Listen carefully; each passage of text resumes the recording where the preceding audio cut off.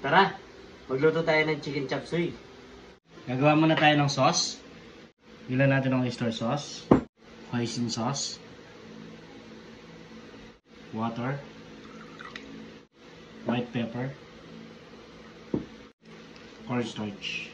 Then haluin lang natin.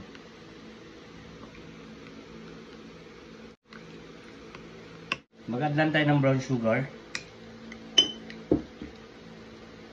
at sesame oil.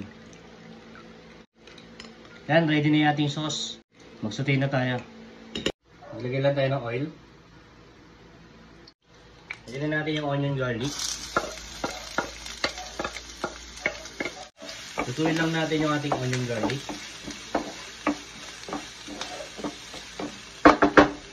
Pag luto na yung onion garlic natin, ilagay na natin yung ating chicken. Chicken breast yung ginamit natin at iniwan natin ng into cubes.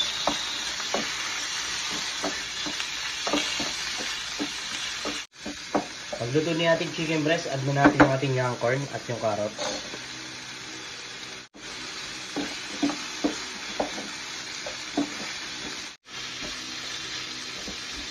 Add na rin natin yung ating bell pepper at snow peas.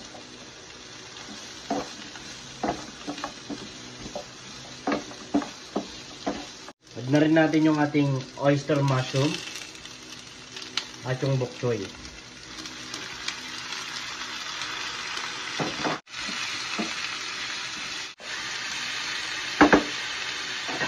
Season with black pepper.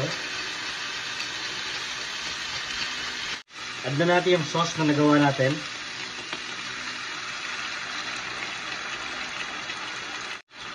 Add lang tayo ng water.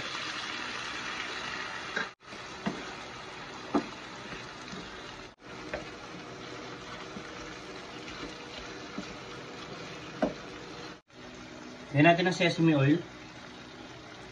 Yan. Bango na ng ating chicken chop suey.